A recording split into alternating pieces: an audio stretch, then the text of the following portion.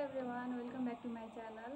It's me Samjhana. आज चाहिँ मैले एकदम इजी तरिकाले अफिस मेकअप लुक लिएर आएको छु, जुन चाहिँ हजुरहरूले घरमै बसेर मजाले सिक्न सक्नुहुन्छ। सो स्टार्ट गरौँ है त। मेकअप गर्नुभन्दा अगाडि चाहिँ हामीले स्किन प्रिप गर्नुपर्ने हुन्छ। त्यसको लागि चाहिँ मैले मोइस्चराइजर सेटाफिलको लिएँ।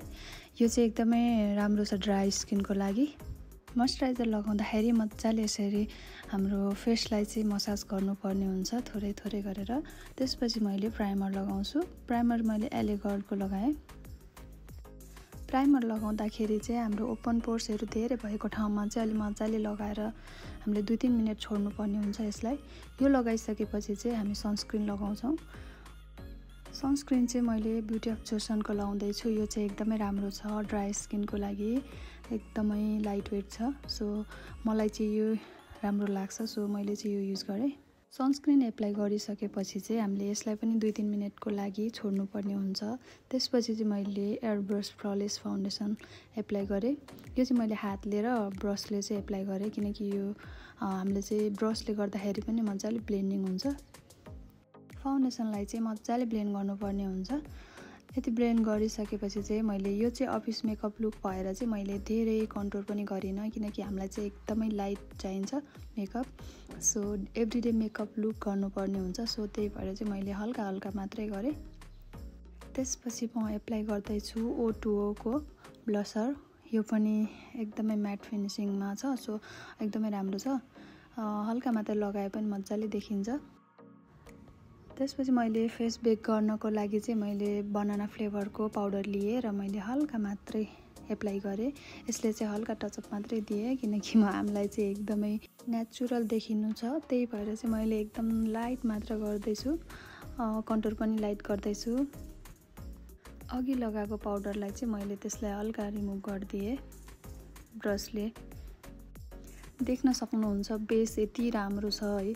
मेकअप गर्दाखेरि हामीले चाहिँ यतिको हाम्रो केकीहरू देखिनु भएन, एकदमै क्लिन छ। मैले कुनै पनि एडिटहरू गरेको छैन। सो स्किन प्रिप राम्रो भयो भने मेकअप पनि राम्रो हुन्छ, अनि हामीले ब्लेन्डिङ पनि राम्रो गऱ्यो भने चाहिँ ब्लेन्डिङहरू पनि राम्रो हुन्छ। सो मैले चाहिँ आइब्रो बनाउन चाहँदैछु। आइब्रोलाई पनि एकदम लाइट मात्र गर्दैछु, हल्का मात्रै ब्रसले कोर्दैछु। आइब्रो बनाउँदाखेरि चाहिँ पछाडिको भागलाई चाहिँ डार्क बनाउने भने अगाडिको भागलाई चाहिँ लाइट बनाउनु पर्ने हुन्छ। यसले गर्दाखेरि चाहिँ हाम्रो हल्का नेचुरल पनि देखिन्छ। दुवै साइडमा चाहिँ यसरी नै गर्ने। यसरी ब्रसले कोरिसकेपछि चाहिँ हामीले कन्सिलर ब्रसमा थोरै कन्सिलर लिएर हामीले चाहिँ हाम्रो आइब्रोलाई सेप दिनुपर्ने हुन्छ। यसरी सेप दिइसकेपछि चाहिँ हामीले आई मेकअपतिर जान्छौँ।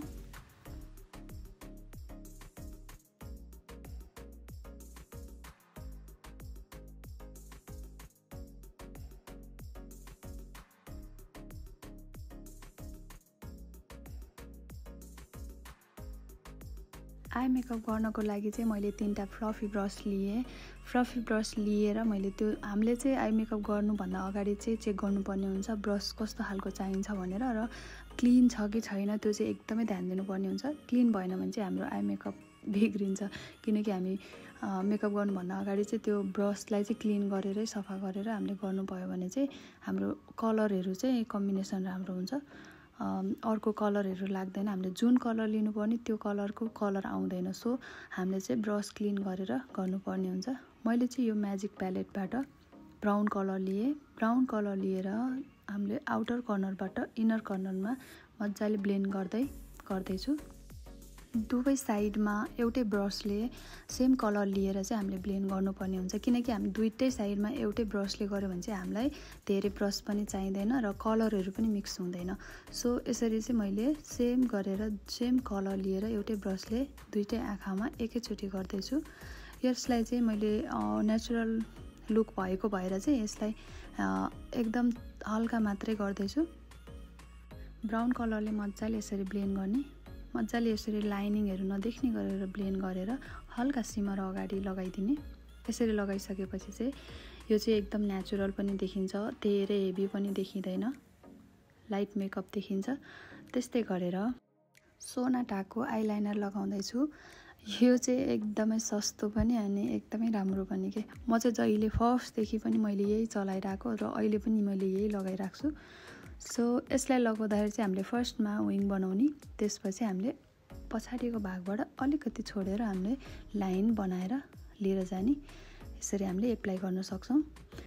आइलिडमा पनि मैले हल्का मात्रै ब्राउन कलर बनाउँदैछु किनकि हामीलाई नेचुरल देख्नु छ, त्यही भएर मैले चाहिँ एकदमै लाइट मात्रै लगाउँदैछु। यति लगाइसकेपछि चाहिँ हामीले अर्को फ्लफी ब्रसले पनि हल्का ब्लेन्ड गरिदिने। यसरी ब्लेन्ड गरिसकेपछि चाहिँ लाइनिङहरू पनि देखिँदैन, एकदमै क्लिन देखिन्छ। सो ल्यासेस लगाएँ, ल्यासेस पनि मैले हाफ ल्यासेस लगाएँ। त्यसपछि मैले हल्का हाइलाइट पनि एप्लाई गरेँ। यो हाइलाइट चाहिँ हल्का गोल्डन छ, सो मलाई चाहिँ हल्का राम्रो पनि लाग्यो, सो मैले चाहिँ यही नै युज गरेँ। त्यसपछि चाहिँ मैले लिपस्टिक लगाउन जाँदैछु। त्यसको लागि चाहिँ मैले लियोन ब्युटी र प्रिटी क्लिकको लिपस्टिक चुज गरेँ। सो यो चाहिँ रेड कलर छ, सो हजुरहरूले चाहिँ न्युड कलर पनि लगाउन सक्नुहुन्छ। मैले चाहिँ आज रेड कलरै लगाउँछु। लिपस्टिक लगाउँदाखेरि पनि हामीले पहिला आउटलाइनमा अर्को कलर गर्ने, हल्का डार्क गर्ने र अनि हामीले बिचमा चाहिँ हामीले लाइट लगाउँदाखेरि चाहिँ राम्रो देखिन्छ। यस्तो देखिएको छ लास्टमा चाहिँ। अफिस आउटफिटमा पनि मैले लगाएर देखाउँदैछु, प्लिज हेर्न नबिर्सिनु होला है त। This is my final look. हजुरहरूलाई कस्तो लाग्यो यो मेकअप लुक? प्लिज मन पऱ्यो भने चाहिँ हजुरहरूले कमेन्ट, लाइक, सेयर, सब्सक्राइब गर्न नबिर्सिनु होला। र हजुरहरूलाई अरू पनि नयाँ मेकअप भिडियोहरू हेर्न मन छ भने चाहिँ प्लिज कमेन्ट गर्नु होला। मैले कुन चाहिँ भिडियो लिएर आउँदाखेरि हजुरहरूलाई सजिलो हुन्छ र कुन चाहिँ मेकअप सिक्न मनपर्छ प्लिज कमेन्ट गर्न नबिर्सिनु होला। Thank you so much.